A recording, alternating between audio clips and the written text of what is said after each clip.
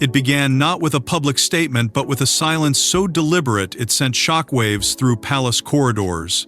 Behind closed doors, a conversation unfolded that aides would later describe only as deeply consequential. And when word leaked that the Danish royals had quietly aligned themselves with Prince William, the reaction from King Charles was said to be immediate and explosive. Before we go deeper into what this really means for the royal family, make sure to subscribe so you don't miss a single update. What made this moment so unsettling was not just the secrecy, but the precision with which it was handled. According to reports whispered among senior palace staff, a discreet diplomatic exchange had taken place days earlier, one so carefully managed that even seasoned insiders were caught off guard.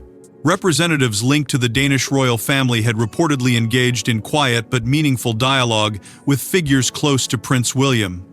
A move that many initially dismissed as routine royal courtesy. But as details began to surface, that explanation quickly unraveled. Sources familiar with the matter suggest that individuals within the inner circle of Queen Margrethe II had signaled something far more significant than politeness. It wasn't a declaration, not even close, but it was enough. Enough to suggest a preference. Enough to hint at a future already being quietly acknowledged beyond Britain's borders. And in a monarchy where symbolism carries the weight of reality, that subtle shift was impossible to ignore. Palace staff, usually adept at navigating delicate situations, were reportedly instructed to treat the entire matter as non-discussable. No briefings, no clarifications, just silence. And in royal circles, silence is never accidental. It is strategic, deliberate, and often more revealing than words themselves. For King Charles, the timing could not have been more unsettling. Already navigating the physical and emotional strain of ongoing health challenges, he was said to have been blindsided by the development. Those familiar with internal palace dynamics describe a moment of quiet tension, one where the king, already carrying the immense burden of the crown, was forced to confront a narrative forming beyond his control. It wasn't just about Denmark. It wasn't even just about William. It was about perception, the growing sense that the future of the monarchy was no longer a distant prospect, but an active reality unfolding in real time. In the days that followed, subtle but telling shifts began to emerge. Royal watchers noted changes in tone, in presence, in the way engagements were framed and discussed. There was no announcement, no acknowledgement, yet something had undeniably shifted. Conversations that once centered around continuity now carried an undercurrent of transition. And perhaps most striking of all was the growing murmur among insiders, a phrase repeated in hushed tones, as if speaking it too loudly might make it undeniable, a succession optics crisis. It wasn't official, it wasn't confirmed, but it was there, lingering beneath the surface, shaping decisions, influencing perceptions, and quietly redefining the balance of power within the royal family. But this wasn't just about symbolism, it was about influence, legacy, and a future monarch already being treated as inevitable. For a monarch already navigating illness and an evolving institution, the timing could not have been worse. Because behind the ceremonial duties and public appearances, a deeper question had begun to take hold: who truly holds the future of the crown? The reign of King Charles III, which began in 2022 under the long shadow of transition, was never meant to feel unstable. It was meant to represent continuity, a steady hand guiding an ancient institution into uncertain modern waters. But as months passed and reports of ongoing health concerns quietly surfaced, that image of control began to soften. Not collapse, but shift. And in that shift, something far more complicated began to emerge. The monarchy, by its very nature, depends on clarity, on a single figure embodying authority. Yet here, that clarity was becoming blurred, not by rebellion but by inevitability, because standing just behind the king was a figure impossible to ignore. Prince William was no longer simply the heir in waiting. He was active, present, increasingly central to both public engagements and private influence. And while tradition dictates patience, reality rarely follows tradition so neatly. Insiders have long suggested that the balance between a reigning monarch and an heir apparent is one of the most delicate dynamics in any royal system. Too much distance, and the future feels uncertain. Too much overlap, and the present begins to feel fragile. And now, that balance appeared to be shifting in real time, quietly, but unmistakably. History offers its own warnings. Across Europe, moments like these have unfolded before, not always dramatically, but always significantly. Monarchs facing personal limitations have often found themselves sharing the invisible weight of power with their successors, sometimes willingly, sometimes not. It is not a transfer, not officially, but it is a redistribution of influence, shaped by necessity rather than decree.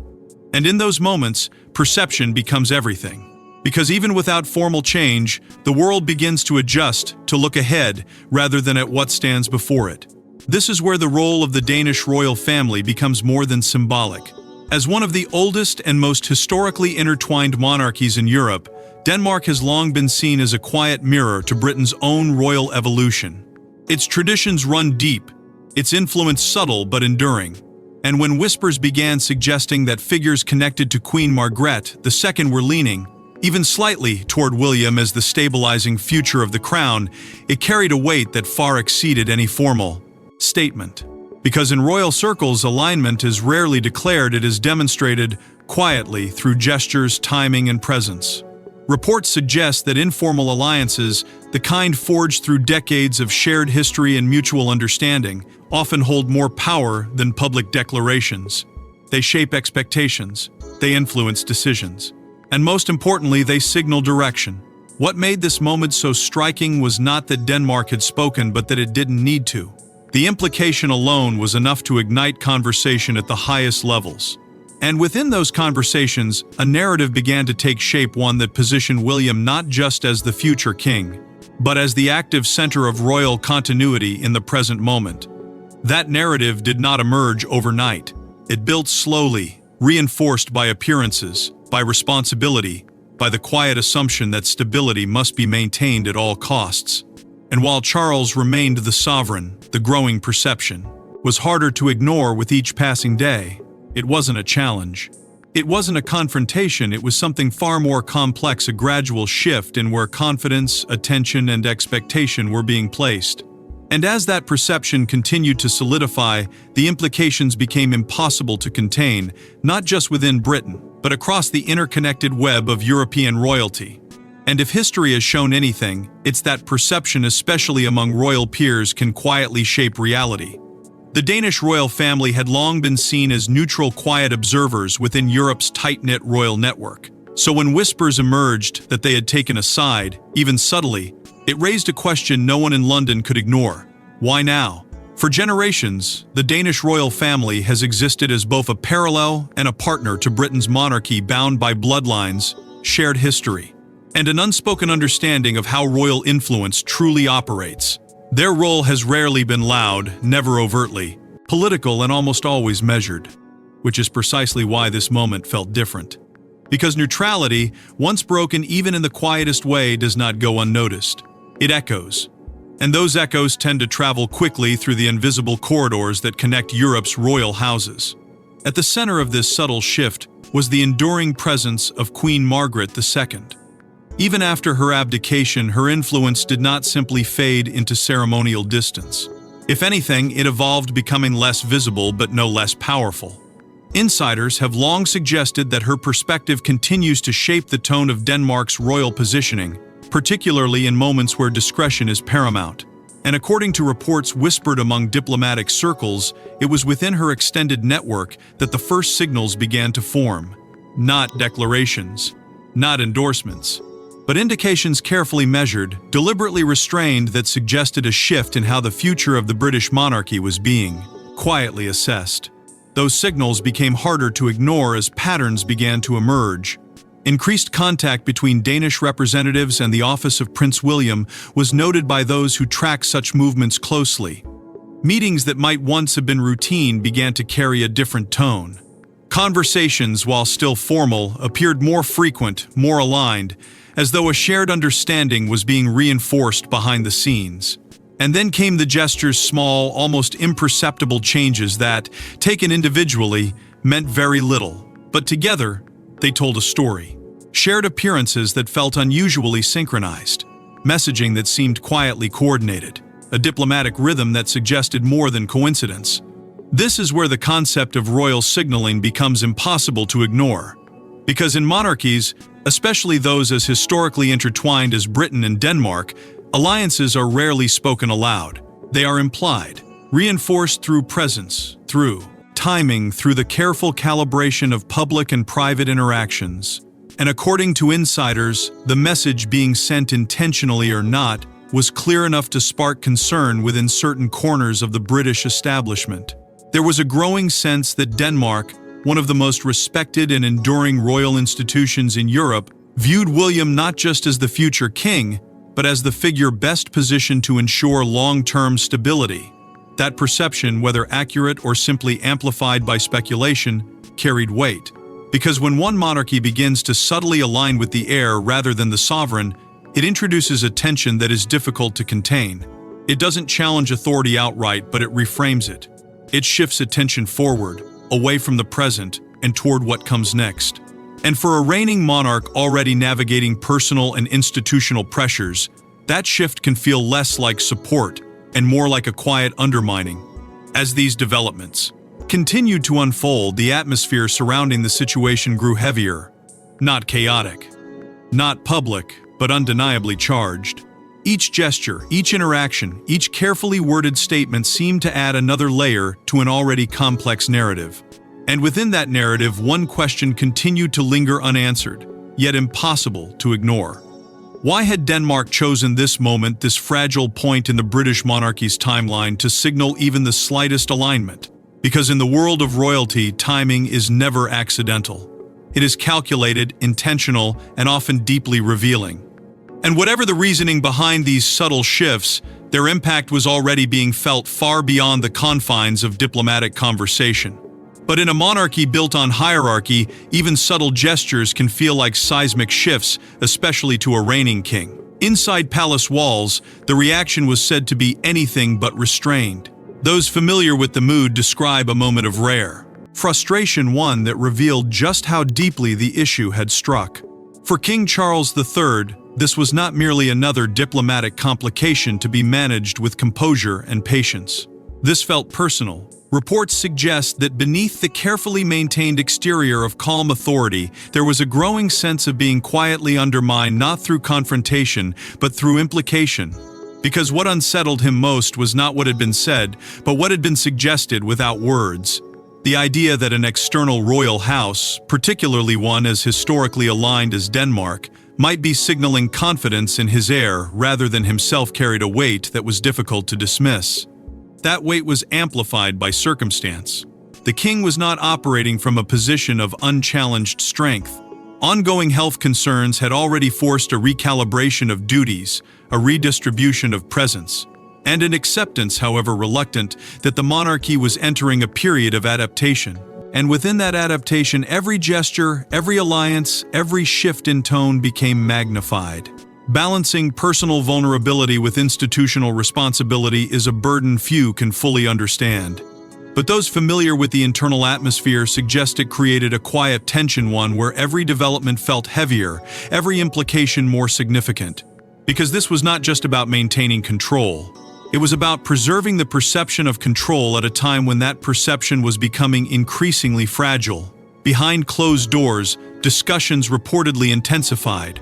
Not public, not documented, but urgent in their own restrained way. Questions were raised about diplomatic protocol, about the boundaries of royal neutrality, about what it means for one monarchy to appear aligned with the future rather than the present. These were not accusations.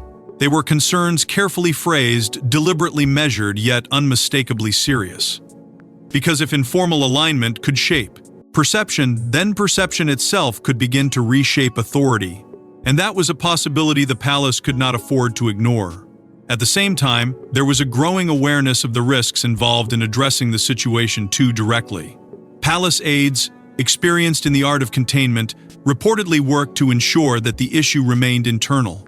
No statements, no visible reactions, just a controlled silence designed to prevent speculation from escalating further. But silence, as it often does, began to create its own kind of noise.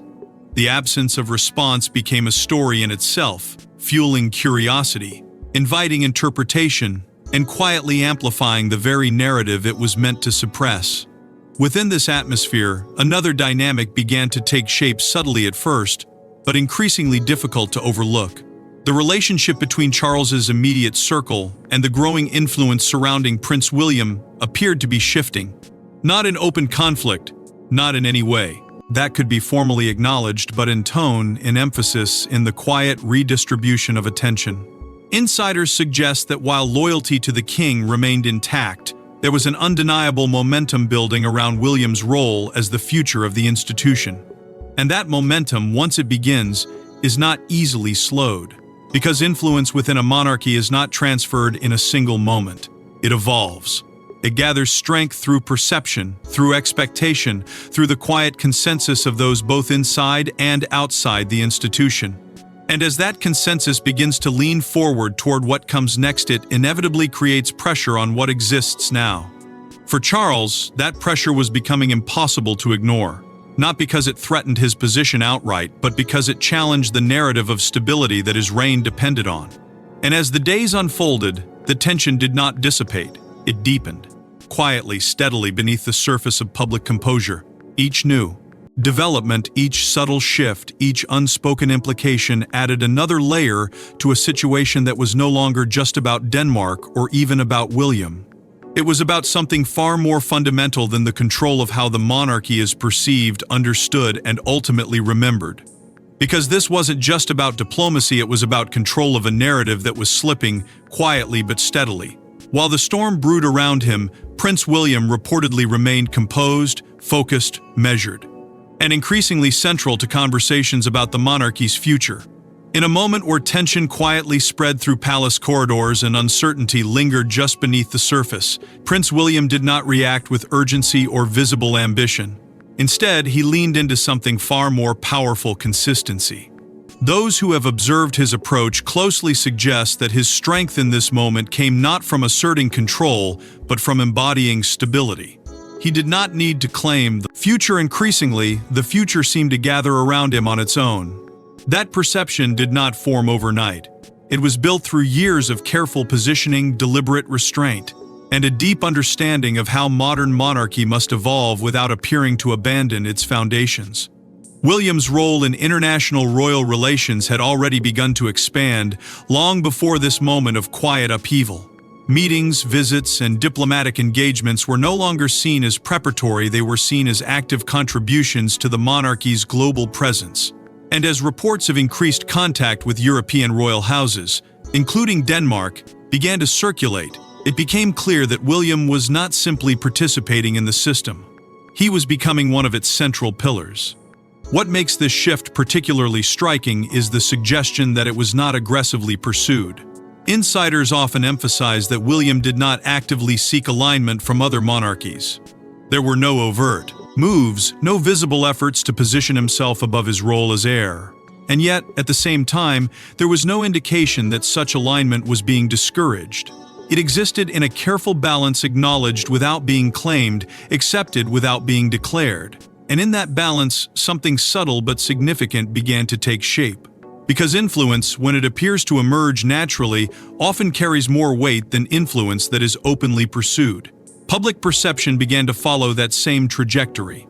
The narrative surrounding William shifted not dramatically but steadily. He was no longer viewed solely as the future king in waiting, but as what many began to describe as the working future king. It was a phrase that carried quiet authority, suggesting not just inevitability, but readiness. And that readiness was reinforced by the presence of Catherine, Princess of Wales, whose role alongside him added a layer of continuity that resonated deeply with the public.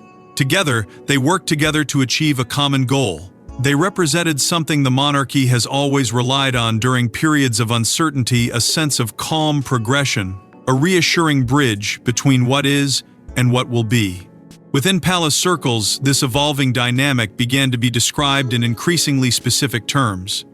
Insiders spoke of a soft transition of influence, a phrase that captures the essence of what was unfolding.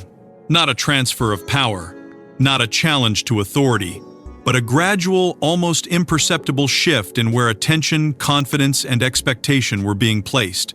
It was happening quietly, without ceremony, without acknowledgement. Yet its impact was undeniable. Because in an institution built on hierarchy, even the slightest redistribution of influence can reshape the entire structure. And as this soft transition continued to unfold, it created a contrast that became harder to ignore. On one side stood a reigning monarch navigating personal and institutional pressures, striving to maintain control over a narrative that was becoming increasingly complex. On the other stood an heir whose presence seemed to offer clarity, stability, and a vision of continuity that others were beginning to align with. It was not a conflict, not in any traditional sense, but it was a divergence, one that carried implications far beyond the immediate moment. Because the monarchy does not operate solely on titles or declarations. It operates on belief, on where people place their confidence, their expectations, their sense of continuity. And as that belief begins to shift, even subtly, it sets in motion a process that is difficult to reverse. For William, this moment was not about seizing opportunity. It was about standing firmly in a role that others were already beginning to expand around him. And as that influence grows, the question becomes unavoidable whether the transition is happening faster than anyone expected. What happens when a monarchy begins to shift not through formal decree, but through quiet consensus? The answer may redefine not just a reign, but an entire institution. Because what is unfolding is not a transfer of power in the traditional sense. There has been no announcement, no constitutional trigger, no moment that can be clearly identified as the turning point. And yet, something is moving beneath the surface, something subtle, but deeply consequential. Reports increasingly point to the emergence of what insiders describe as dual centers of power, a condition where authority is no longer perceived as resting solely with the reigning monarch, but is instead shared informally, unevenly with the heir. In the case of King Charles III and Prince William, that balance is becoming more visible with each passing moment. Historically, this is not without precedent. Across European monarchies, there have been periods where heirs have, by necessity or circumstance, stepped into roles that extended far beyond preparation. They became active figures of continuity, symbols. What comes next, sometimes even eclipsing the presence of those who still held the crown. But history also shows that such moments are rarely simple. They are layered with tension, shaped by perception, and often complicated by the unspoken reality that authority once divided in the public imagination can be difficult to fully reclaim. It is not a question of legitimacy, but of focus. Where does attention go? Where does confidence settle? And once those answers begin to shift, the consequences can ripple outward in ways that are impossible to predict. That ripple effect is already beginning to take shape. The idea of division, whether real or perceived, carries a weight that extends far beyond internal palace dynamics. Because monarchy, at its core, relies on the projection of unity. Not perfection, not unanimity, but a visible alignment that reassures the public and reinforces the institution's stability. When that alignment appears uncertain, even in subtle ways, it creates space for interpretation. And interpretation, once it takes hold, can quickly evolve into narrative. This is where the role of modern media becomes impossible to ignore. What begins as whispers within diplomatic or royal circles does not remain contained. It expands, amplified by commentary, speculation, and the global appetite for insight into one of the world's most enduring institutions. As those whispers grow louder, they begin to shape perception on a scale that the monarchy cannot fully control. Headlines frame the situation as a shift. Analysts debate its implications. Audiences, far removed from the internal realities of royal life, are often entertained by the stories of others. Begin to form conclusions based on fragments of information that feel, collectively, like a larger truth. And within that growing narrative, the contrast becomes sharper between a reigning monarch managing complexity and an heir embodying continuity. It is not a conflict, but it is a contrast. And contrast, when repeated often enough, becomes expectation. That expectation carries risk, because once the idea of two centers of influence takes hold, it challenges the very principle that has sustained monarchy for centuries, that authority is singular, clearly defined, and unquestioned in its structure. Even the perception of divergence can weaken that foundation, not by dismantling it, but by introducing doubt. And doubt, in an institution built on tradition and belief, is a force that must be carefully managed. This is why reports suggest that efforts are already underway within palace circles to reassert cohesion. Not through dramatic action, but through alignment, through messaging, presence, and the careful reinforcement of unity at every visible level. Because the stakes extend far beyond the individuals at the center of the story. This is about the institution itself, its ability to adapt without appearing unstable, to evolve without losing its sense of permanence. And in moments like this, every decision carries weight. Every gesture matters. Every silence speaks. The monarchy is not simply navigating a moment of internal complexity, it is navigating how that complexity is understood by the world watching from the outside. Because in the end, the crown is not just worn, it is believed in. And belief, once shaken, is difficult to restore. As the story crossed borders, it took on a life of its own, reshaped by headlines, speculation, and a global audience eager to interpret every detail. What had begun as a quiet diplomatic whisper within royal circles quickly transformed into something far more expansive, carried across continents by media outlets eager to decode its meaning. International coverage did not treat it as a minor development. Instead, it was framed as something far more consequential, a potential succession signal, a subtle yet powerful indication that the future of the British monarchy might already be taking shape beyond its own borders. The narrative gained momentum not because of confirmed facts, because of what those facts seemed to imply. And in a world where perception often travels faster than truth, implication can be enough to redefine the entire conversation. Commentators from across Europe began weighing in, each offering their own interpretation of Denmark's perceived stance. Some dismissed it as routine diplomatic engagement, a natural extension of long-standing royal relationships. Others, however, saw something deeper, a calculated alignment, however understated, with Prince William as the figure most capable of ensuring continuity in uncertain times. Debates unfolded not just in traditional media, but across digital platforms where speculation thrives. Analysts referenced historical patterns, drawing comparisons to moments when heirs had quietly stepped into prominence before their time. And while no single interpretation could claim certainty, the collective effect was undeniable. The story was no longer contained within palace walls. It had become a global narrative shaped as much by interpretation as by reality. Social media, as it so often does, accelerated this transformation. What began as measured analysis quickly evolved into a flood of opinions, theories, and emotionally charged reactions. Every gesture was dissected. Every statement, no matter how neutral, was examined for hidden meaning. The idea of Denmark's alignment became less about evidence and more about perception, reinforced by repetition and amplified by the speed at which information now travels. And within that environment, nuance became increasingly difficult to maintain. The complexity of royal diplomacy was reduced to simplified narratives: Charles versus William, present versus future, stability versus transition. It was not entirely accurate, but it was compelling. And compelling narratives have a way of taking hold, regardless of their precision. As these interpretations spread, comparisons to past royal tensions began to surface. Commentators looked back at moments in European history where similar dynamics had played out, where the balance between monarch and heir had shifted in ways that were subtle at first, but ultimately transformative. These comparisons, while not exact, added another layer of gravity to the situation. They suggested that what was happening now was not isolated, but part of a broader pattern, a recurring theme in the evolution of monarchies under pressure. And that suggestion carried weight, particularly for audiences already attuned to the fragility of tradition in a rapidly changing world. Public reaction became increasingly divided. Sympathy for King Charles III remained strong, particularly in light of his personal challenges and the demands of his role. At the same time, there was a growing sense of confidence in William's ability to represent the future, a belief that he embodied the stability and clarity that many felt the institution needed. This division was not hostile, but it was significant.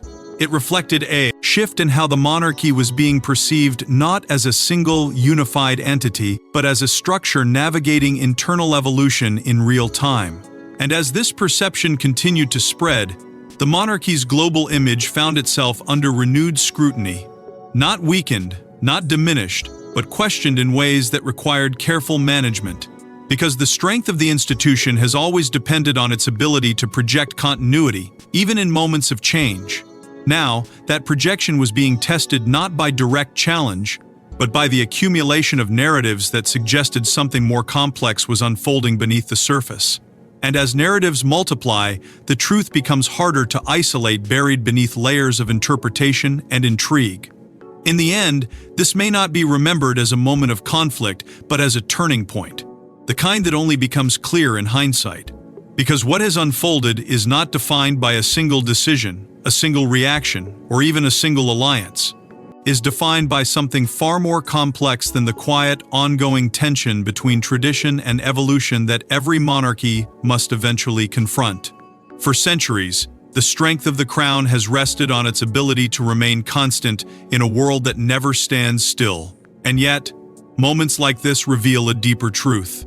That constancy itself often requires change, even when that change is uncomfortable, unspoken, and deeply unsettling for those at the center of it.